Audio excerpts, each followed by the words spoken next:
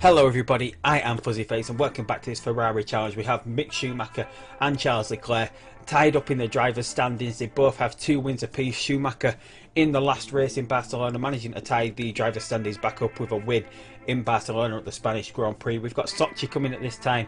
There is no rain predicted for the race, so it's going to be a nice race for us. It should be anyway, at least again, because we've made some new additions to the car. We've got a couple of new parts. We've got this powerful engine again now, so both engines are pretty much near enough each other. They're within 20 points of each other.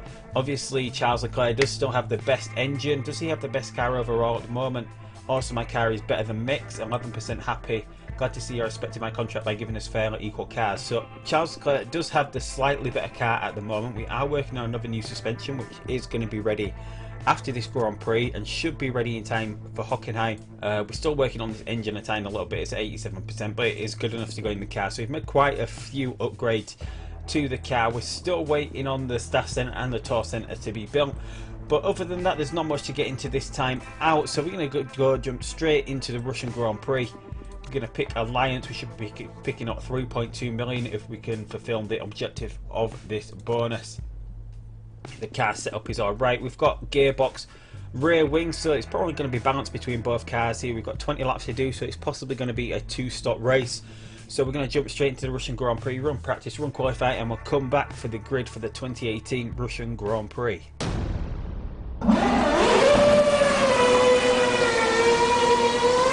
So here we go with the grid for the 2018 Russian Grand Prix. Our 2 Ferraris on the first row of the grid. Second row, Daniel Ricciardo ahead of Sebastian Vettel. Max Verstappen in the Red Bull in 5th. Nico Hulkenberg in the Force India doing excellently in 6th. And then we've got the Williams on the 4th row of the grid, as has become the norm for them this season, with Rosberg and Bottas. The other Force India of Raikkonen in 9th. McLaren of Lewis Hamilton just squeaking into the top 10. Daniel Juncadella in the Mercedes in 11th. Alonso in the Renault in 12th. Julian Palmer in the Toro Rosso 13th, followed by Roman Grosjean 14th in the Toro Rosso, Marcus Ericsson in the Renault 15th, Manor in 16th with Pascal Wehrlein, Louis Delatraz in the other McLaren 17th, and John-Eric Verne in the Manor 18th, and the Racing Engineering cars both fall to the back row of the grid again. Jack Aitken, Norman Nato starting in 19th and 20th respectively, all the way at the back of the grid, off the pace again. So let's just hope we can get a good start here. We've got the Red Bull in 3rd, which is usually more helpful for us if the Mercedes are just behind. The Vettel is usually a quick starter in this Mercedes. As we can see, they like to push all of their car, push it flat out from the start. And we've got Schumacher has lost pole there, and he's defending early on from Sebastian Vettel here. This race is going to be a 2-stop race for both our cars. We're going to think about just turning Schumacher down a little bit here. We're going to conserve some fuel just so when Vettel turns his engine down we can come back at him. But he's challenging Leclerc early on here. But anyway, as I was saying, this Russian Grand Prix we're going to run a 2-stop strategy. Schumacher doesn't have the tyres left to do every stint on the soft tyre, so he's going to go soft, medium, soft. Charles Leclerc, meanwhile, he can do the full race on soft tyres, as he does have 3 soft tyre compounds left. So he's going to go soft, soft, soft. And we've got a lot of lockups from the other cars there, so we're just waiting for Sebastian Vettel to turn down here.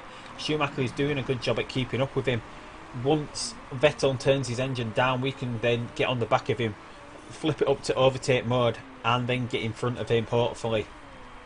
And there we go. We see that Sebastian Vettel has turned down, so we can now push our fuel mix up to high until we get right on the back of him. We're going to wait just a little bit. He's got 0.15, and there we can turn it up.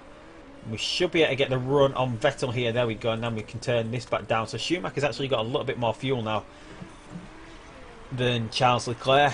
Leclerc obviously does have the easy on fuel stat at the moment, so he goes through his fuel a little bit more slowly than Schumacher does.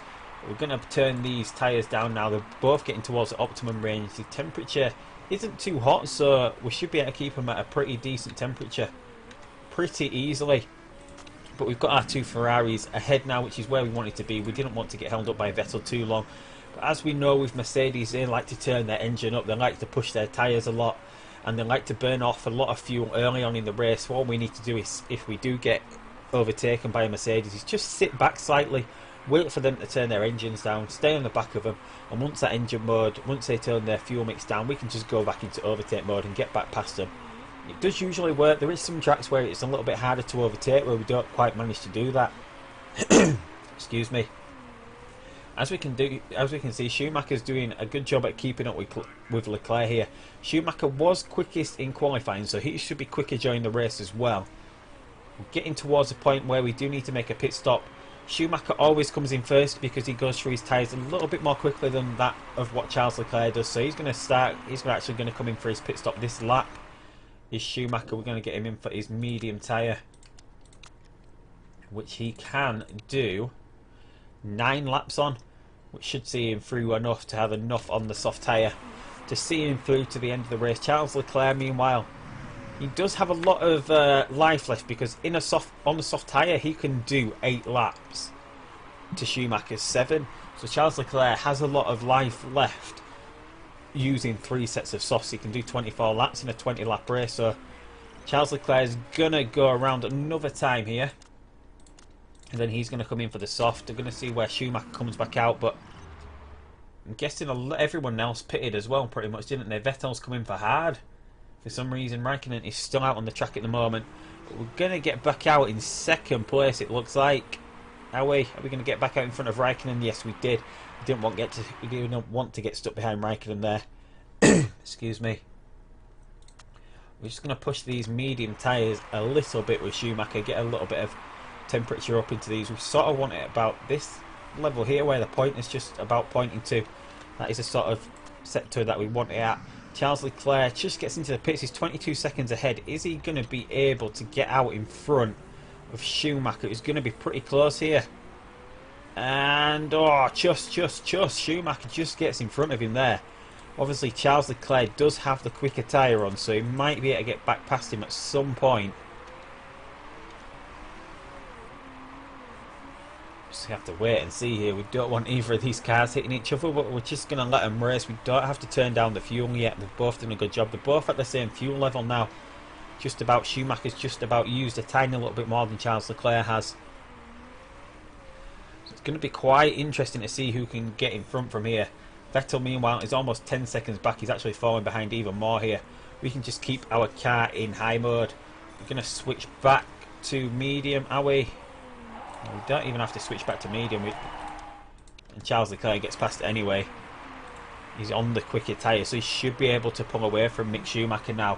He sets the quickest lap of the race. Last lap, a 1:19.4. Almost 1.5 seconds quicker than that of Mick Schumacher on this medium tyre. We don't have to turn this tyre down because there's a lot of tyre life left here. I don't know whether the other cars are going to try one-stop this. Would it be possible to one-stop this? 8 and 12, we could actually possibly one-stop this race. We've gone for the quicker set of tyre compounds, so we might as well attack on these tyres now. We need to extend this gap a little bit more. If Vettel is going to only do one stop, then we need to, although he's worn through these tyres pretty quickly, if he's only going to try to do a one stop, he's already gone halfway through them and he's got 8 laps to go. So I'm guessing he's going to make another pit stop, but if we can get around 22 seconds in front, then obviously we're going to be able to get back out of the pits again. Plus we've got a lot of life in this tyre. We might as well, because he can come in for a soft that can do 8 laps. Schumacher can come in for a pair of softs that can do 7 laps. And there we go, we're lapping a bunch of cars. Kimi Raikkonen has actually retired at the moment. So let's have a quick look at this top 10 whilst we can. Vettel, Ricciardo, Verstappen, Hulkenberg, Bottas, Rosberg, Hamilton still struggling in the McLaren, Toro Rosso, Palmer up into 10th. Verline doing pretty well as well in the Manor, up into 11th. We've got a racing engineering car in 15th. The other one, oh, where is Jack Aitken there? He's in 14th. Junkie down in the Mercedes 12th. So we need to start thinking about setting up a pit stop. So Schumacher's going to get into the pits first. It's going to be pretty tight for both of these cars. There's a gap between them.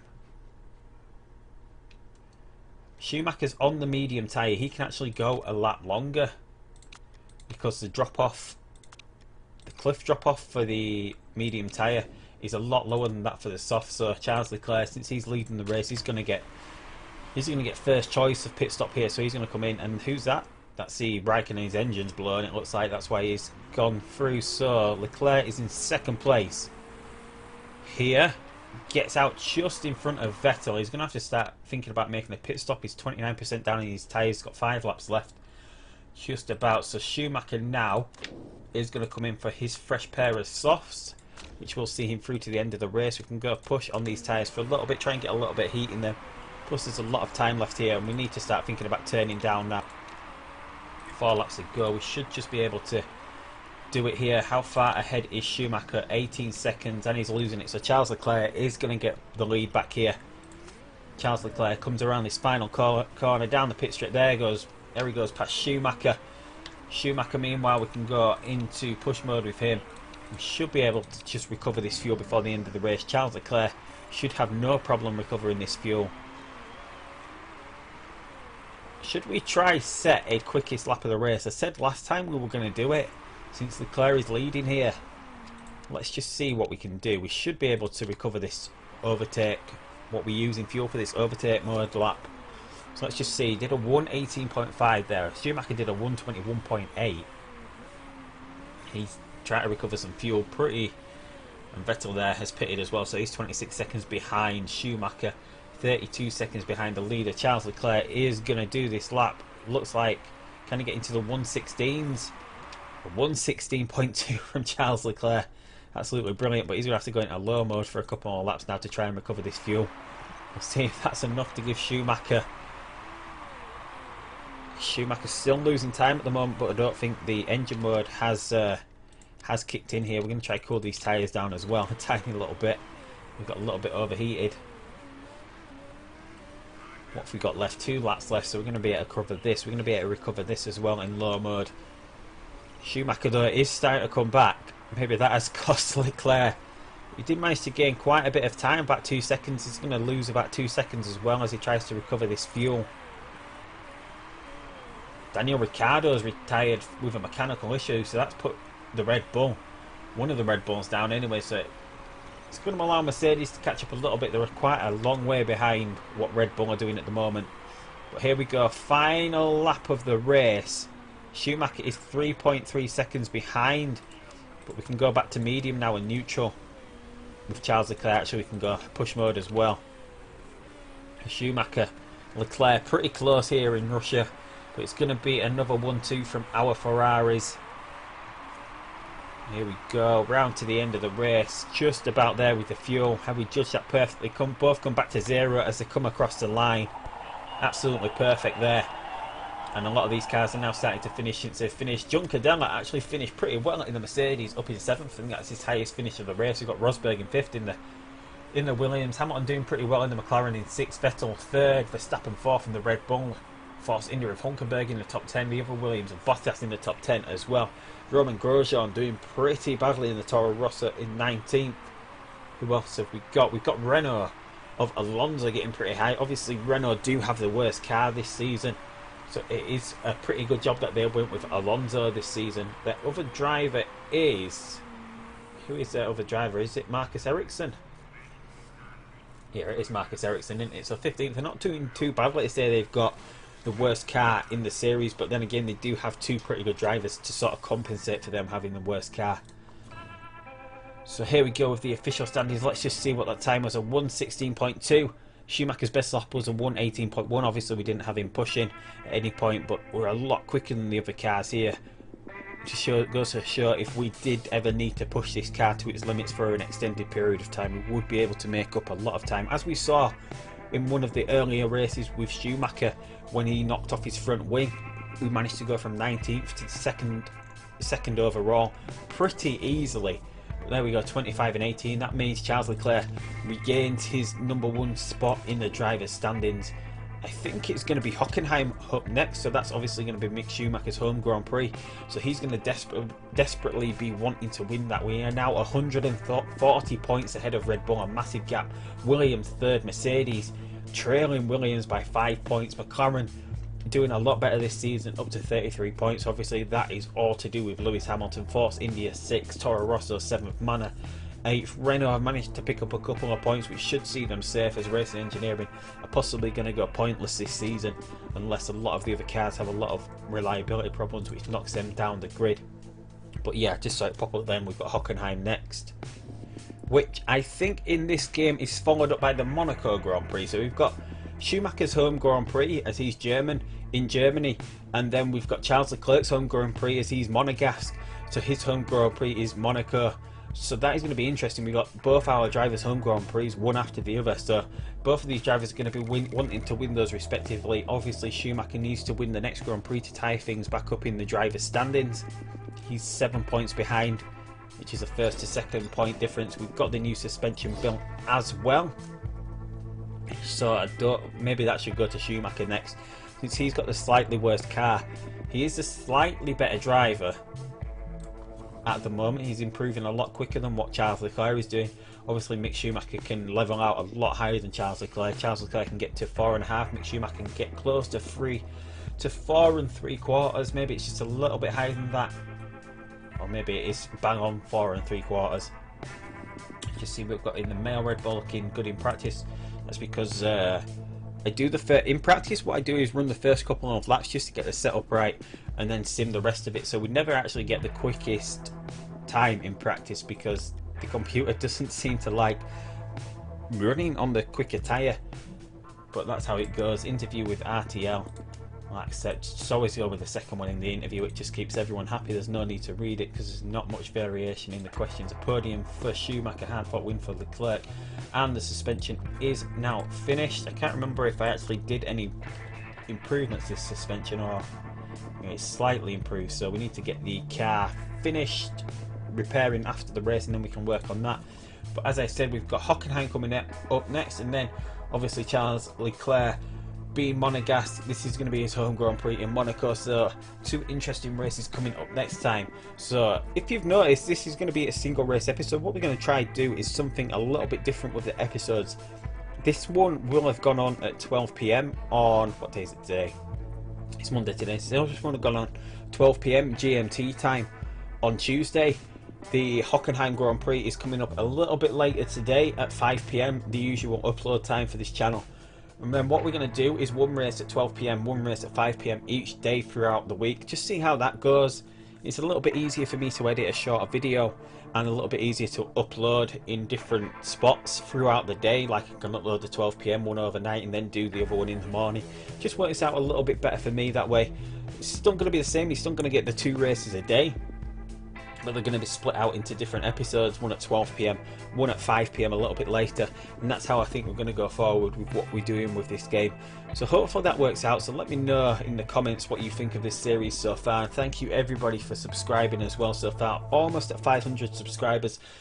Can't quite believe that we're getting to 500 subscribers. Yeah, excellent. So continue liking the videos, commenting, subscribing, and all that jazz. But anyway, I will see you down the road in Germany for the Hockenheim Grand Prix, and goodbye.